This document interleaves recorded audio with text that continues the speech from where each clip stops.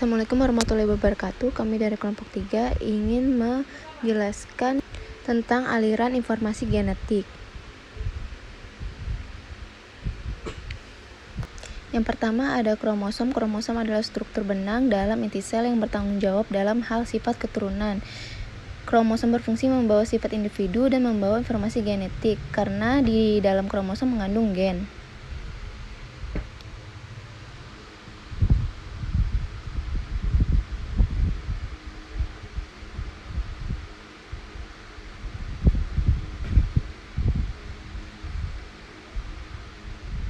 Kemudian ada bentuk-bentuk kromosom. Bentuk kromosom itu ada 4, yaitu matesentrik, somatesentrik, akrosentrik, telesosentrik. Metosentrik, sentromer terletak di tengah, bentuknya menyerupai huruf. Submetrasentrik, letak stromer mengarah ke arah salah satu ujung kromosom, bentuknya seperti huruf. Akrosentrik, stromer dekat dengan ujung kromosom sehingga membagi kromosom menjadi 2 lengan, yaitu satu pendek dan yang satu panjang. Kemudian telosentrik, sentrometer di ujung kromosom sehingga kromosom hanya mempunyai satu lengan.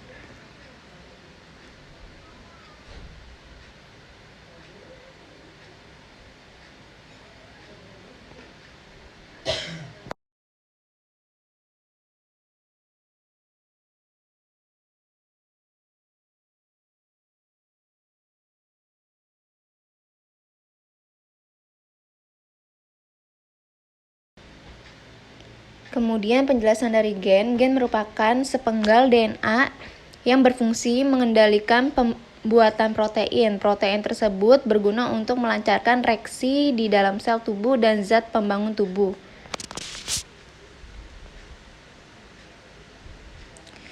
Kemudian DNA merupakan molekul kimia yang tersusun atas 2 benang polisukleotida yang berpilin atau double helix. Komponen dasar penyusun DNA itu ada 2 gugus gula dan gugusan fosfat. Lalu basa nitrogen terdiri dari purin meliputi adenin dan guanin serta pirimidin meliputi sintosin dan timin.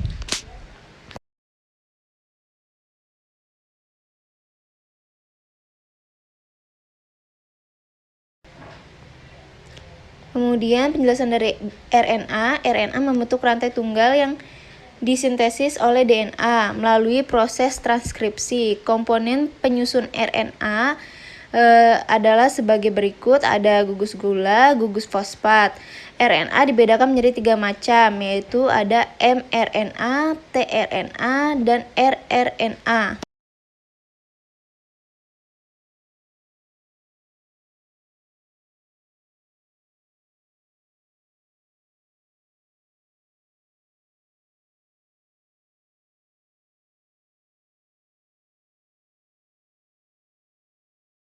Kemudian alur informasi genetik itu ada 3, replikasi DNA, transkripsi, dan translasi.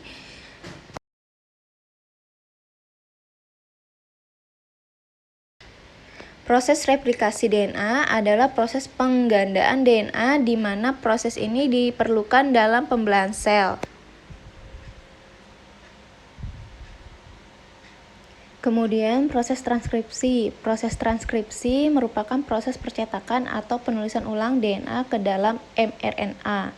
Prosesnya itu ada 3, ada inisiasi, elongasi, terminasi.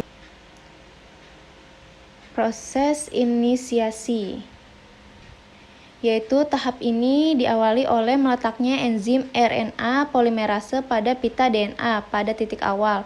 Pita DNA akan terbuka akibatnya basa nitrogen pada pita tersebut menjadi bebas. Kemudian basa nitrogen pada salah satu pita tersebut akan menjadi cetakan mRNA.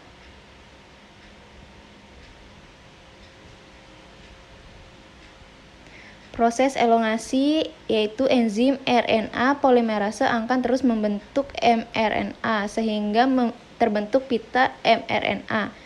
Pita mRNA ini akan terus memanjang. Untuk proses terminasi, pada saat enzim RNA polimerase sampai pada tempat pemberhentian, DNA transkripsi akan terhenti. Hasil dari transkripsi yakni mRNA selanjutnya akan keluar dari inti sel melalui membran inti menuju sitoplasma.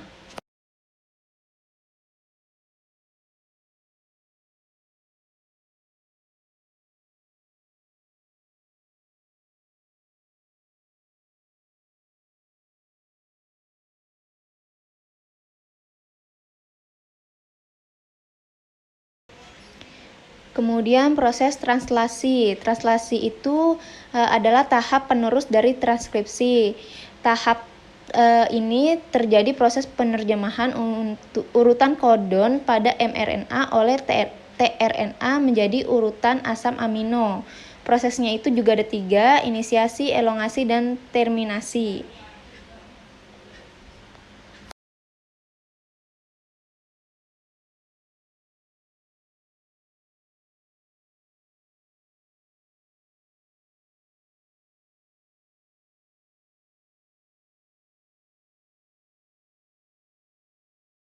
Proses inisiasi pada translasi yaitu proses menempelnya unit kecil ribosom pada mRNA. Kemudian meletaknya RNAT pertama yang membawa asam amino metionin dengan antikodon AUC pada mRNA tepat pada kodon start yaitu AUG.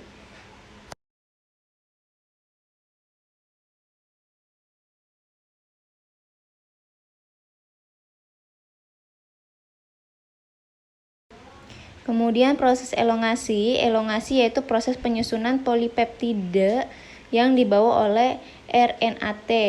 Berikut ini adalah tabelnya. Kemudian proses terakhir, terminasi, yaitu merupakan tahap akhir dari proses translasi dan merupakan tahap pelepasan rantai polipeptida dari ribosom. Sekian materi yang kami sampaikan. Terima kasih.